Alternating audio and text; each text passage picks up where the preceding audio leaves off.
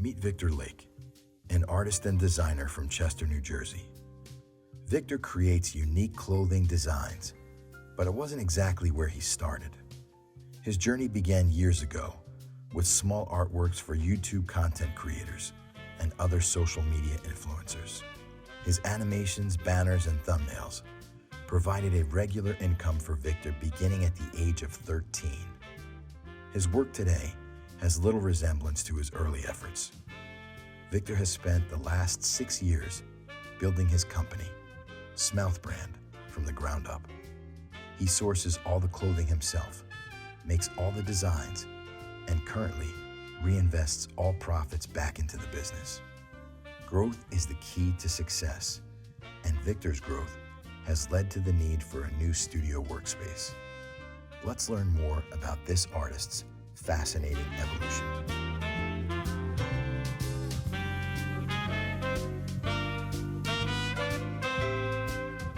Hello and welcome back to Garden State of the Arts. I'm your host, Cece Bernstein, and with me today we have Victor Lake. How you doing, Victor? Good, how are you? Thank you for being with us today. Of course. So Victor, you've worked with many art mediums, pencil drawings, graphic design, but what made you go into fashion? Well, I really like clothes and I really like design, so I took the two things and put them together and started to make a business out of it. Yeah, it's always great when you put something you love and something you can kind of make a living out of together. Yeah, for sure. It always works out. Yeah. So how did you come up with the brand Smouth Brand? Well, my friend's dad always called my friend a smart mouth, so we put the two words together, and 4 years ago, the name was born. So why did you start the company? My friend and I would see clothes in the mall and the store that were like, you know, oversaturated, completely run through, and we just decided, you know, like, instead of complaining about it and buying mediocre clothes that we kind of half-like, let's just make our own stuff that we like. So when you're creating these products, what inspires you? There's a lot of things that inspire me. I can't really pinpoint it, but I think, if anything, it would be the early 90s to early 2000s, a lot of West Coast stuff, obviously. It's probably my favorite thing. So there's a lot of things, but that's probably the most important thing. Do you mainly like sit down and brainstorm ideas for products, or do they just kind of pop into your head? They definitely pop into my head, like when I'm at school or when I'm at work, and I have an idea, I'll make sure I jot it down because I'll definitely forget it. And then when I get home at the end of the day, I'll make it. That's really lucky. Inspiration just strikes every time of the day. Yeah, sometimes. So do you keep up with trends in the fashion world? Half and half. So I think it's important to not follow too closely to these trends, because then you start to forget about why you started and you forget about your own uniqueness. But I think it's also important to follow trends because, you know, you have a business and you have to follow a market. So I think it's important to have a little bit of both. So you keep it strategic, but also kind of keeping like yourself. Yeah, you know? Absolutely, exactly. So we have a few clips of one of your artworks. If you would like to kind of talk a little bit about it, your process, what inspired you, everything like that. Absolutely. So on the screen, there's 3 different steps here, pretty much, to what goes into making, in this case, a sweater. We have the very statistical part of it, which is the measurements and all the little fine details, stuff that's really important to just how it's going to fit on you, how it's going to drape over your shoulders, how it's going to drape over your arms, where, you know, if it's cropped or not. And then the second step would be the base colors, which is very important to, you know, contrast or figure out, you know, what other colors are going to go on top of that, which is in the third step. And those are those little dots underneath that top text there. That's the color scheme that I would send to the manufacturer. Those are the base colors, so they have it clear as day. They can refer to them. And it just, this part is probably the most tedious part. It's the sampling. You know, it's getting what you want done first. This is like the big first step. It's an expensive step. It's a tedious step. But it's very, very, it's like the most imperative part to clothing design, because this is what people are going to eventually wear and see. You don't want anything that you're going to regret. It's like this is pretty much the point where you don't want to settle. Sometimes you can settle on some details, you know, if it's like a manufacturer can't produce something. But for my case, I'm very, very like OCD about what gets done and how it gets done. Yeah, but this is just like a very, very, very, very important part. And you know, as you can see there on the screen, I got a sample in that I didn't like, so it goes right back to square one. And yeah. So it definitely seems like a bigger process than just getting a design or making a design and putting it on a sweatshirt. Yeah, 100%.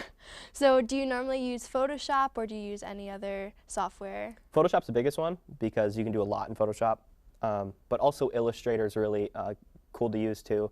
I'm still learning how to use Illustrator a little bit more, but Photoshop's the biggest one. Yeah, yeah. Do you draw your designs on Photoshop yourself? I have an iPad and I have the little Apple Pencil, and I'll draw it on there. I'll do a rough sketch, and then I'm like, oh, I like that. I'll do a final sketch, and then I'll do a colored sketch where I fix all the fine details, and then I'll move into that measuring process like we saw before. Oh, that's really cool. So what makes you different from other brands or designers?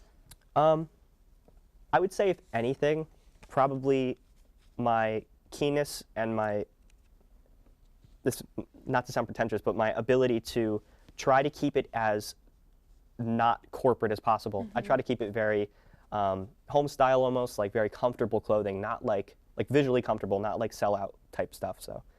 Well, I think that's a nice goal to have, especially from what you mentioned before, why you started this company in the first place. I always think it's really great to stay true to yourself. Yeah. So what challenges do you face as an independent creator? Myself is the biggest challenge because, you know, I have a life outside of this, and it's hard to keep a business going with like personal life and school and work. So the biggest thing is finding time to really like focus in on making it better and bettering myself in terms of being able to do more with the brand. Yeah, it's always good to kind of keep yourself going along with like the growth of your brand as well. Yeah. So where do you see yourself in the future alongside your brand? Well, for myself personally, I really want to delve deeper into the world of graphic design. I want to learn more and more every day, as much as I possibly can. I would like it to go somewhere further than it has. I've seen exponential growth, but obviously not as much as I'd like to see, so I want to get more and more and more. So in terms of your brand itself, what direction do you see it taking in the future? Still keeping to that home style-esque mom and pop shop type clothing. I do want to take a more higher quality approach. I want to look deeper into what materials I can use that are a lot better for not only the environment, but just for, you know, people will enjoy. Design-wise, I want to make higher end designs in terms of like uniqueness and in terms of things popping out. But the most important part is still trying to keep that that home, you know, that very comfortable, that really comfortable style that I think gets lost when companies get really big. So with that direction in terms of quality, how would where you want to take it would contrast with where it is now? Well, where it is now, I think I can always be better. I always look back at after I've released something and I've gone through the advertisements and paying for everything. I always look back and I'm like, I wish I would have did this different, and then it starts to bug me. So I want to make sure that I work for months and months and months on something and perfect it as best as possible, so I don't look back and I'm like, oh, well, maybe that could have been changed or something else. So I think just working on making it as best as possible. So what's your ultimate goal with your brand? That's something that I have to find out.